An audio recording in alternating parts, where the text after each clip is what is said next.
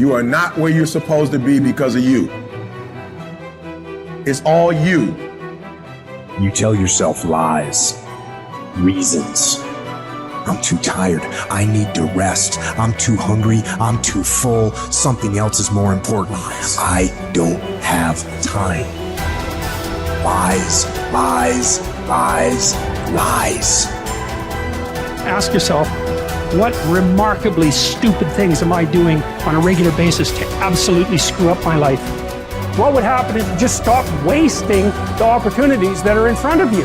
Because you're not everything you could be, and you know it. If you keep thinking the same thoughts, keep demonstrating the same behaviors, keep living by the same feelings and emotions, your personal reality is going to stay exactly the same.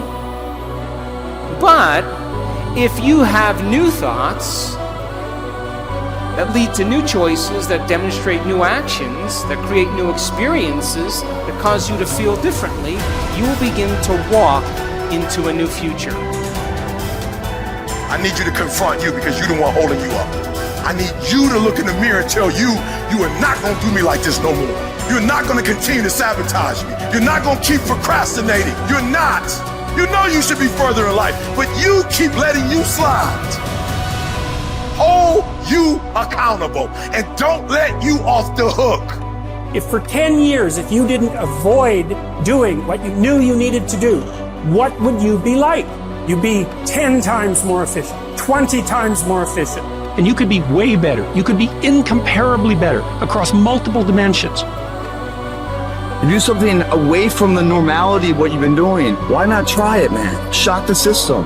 Get up at 4 in the morning one day, just one day, and go for a run. Commit to one day and see how you feel as you're jogging it back in around 5 or something, as your neighbors are still asleep. Well, your day's already provided something for you. Mentally, you feel like, wow, man, that was a lie. And say, I've got to do this. This is my stuff. This is why I showed up. It's not going to be easy. When you want to change, it's not easy. If it were in fact easy, everybody would do it. But if you're serious, you'll go all out. So yes, I'm going to do something about this situation. You do what it is you're supposed to. You're supposed to build something. You're supposed to create something. I don't know how to do it. Learn. The question is not, is it possible for you to be a millionaire? Is it possible for you to have all your dreams become a reality in your lifetime? Yes, it is possible. But the real question is, have you made the decision?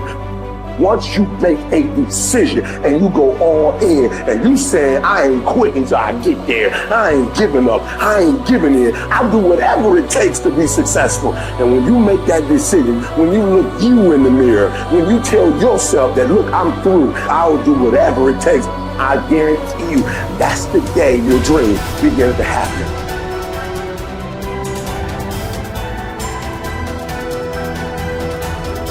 So then, when you have a purpose or a vision or a mission or an intent that's bigger than you, it means it signifies something that's ongoing.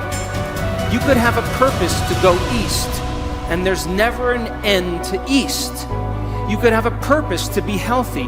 There's always more health to have. You could have a purpose to be wealthy. There's never an end to wealth. You could have a purpose for knowledge, and there's never an end to knowledge. It signifies a direction. My purpose is to transform individuals in order to transform a culture. And I'm clear on that purpose, and it gets me up in the morning every single day. So then, how do you bring a vision from the world of possibility into the world of reality? From thought all the way down into matter. From what we say in quantum physics, from the wave of possibilities all the way down into the particle. From the immaterial, something that doesn't exist yet, into the material. From the world beyond the senses to the world of the senses. How do we do that? Well, it requires then setting up goals in alignment with your purpose. So let's just say you have a purpose to go in a certain direction. Your purpose signifies a direction, but your goals should always be in alignment with your purpose. And people who have goals in alignment with their purpose, Their goals are a natural side effect of them being on purpose. So then what about getting healthy?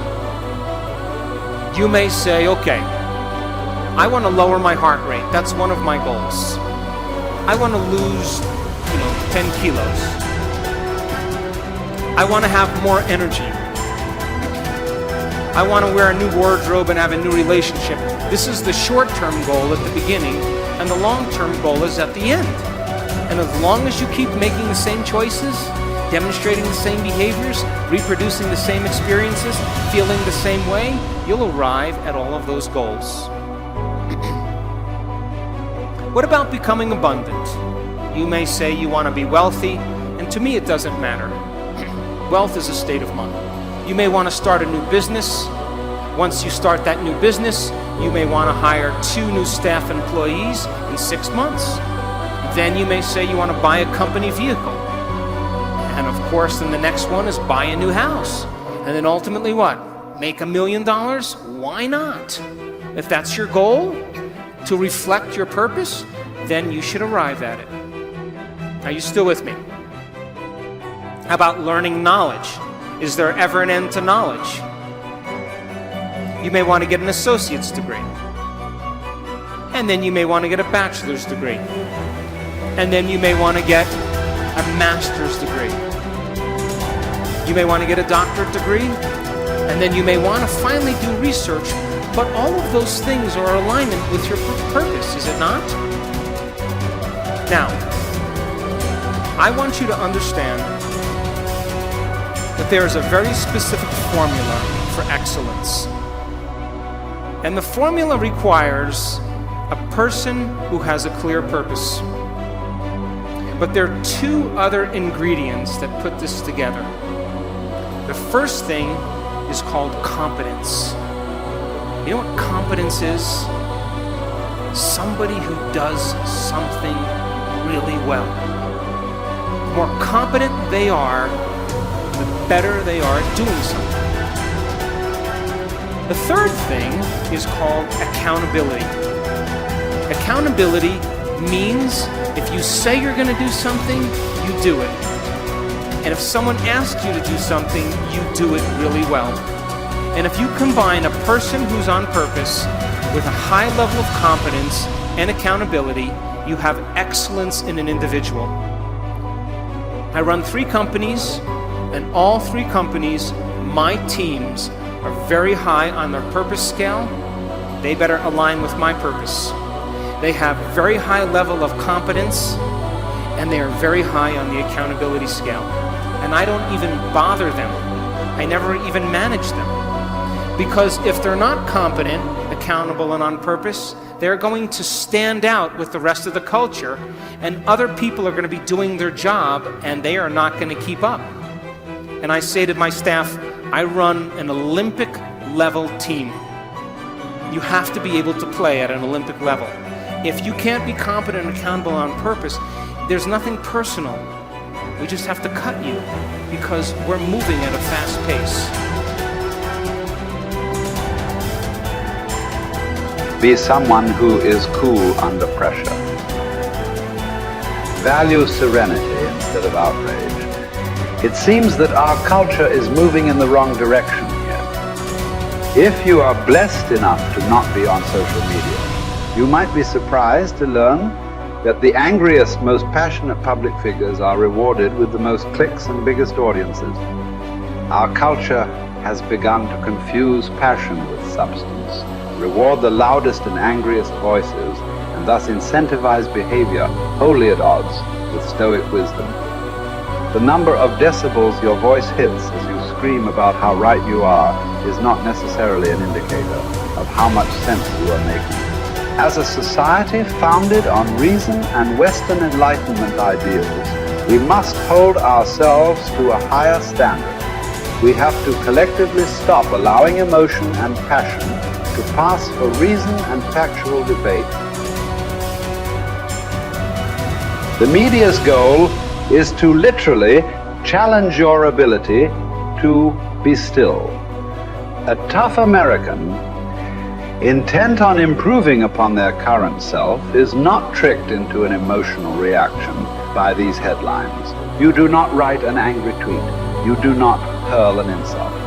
You are cool and measured and skeptical. You are curious what the agenda of the journalist might be and what facts or context they might be leaving out.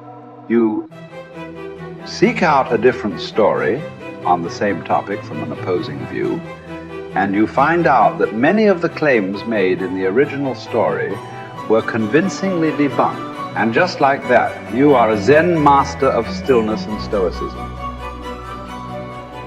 I will not quit in the face of danger or pain or self-doubt. I will not justify the easier path before me. I decide that all my actions, not just some matter. Every small task is a contribution toward a higher purpose. Every day is undertaken with a sense of duty to be better than I was yesterday, even in the smallest of ways. I seek out hardship. I do not run from pain, but embrace it, because I derive strength from my suffering. I confront the inevitable trials of life with a smile. I plan to keep my head to be still when chaos overwhelms me. I will tell the story of my failures and hardships as a victor, not a victim. I will be grateful. Millions who have gone before me have suffered too much, fought too hard, and been blessed with far too little for me to squander this life. So I won't. My purpose will be to uphold and protect the spirit of our great republic, knowing that the values we hold dear can be preserved only by a strong people. I will do my part. I will live with fortitude.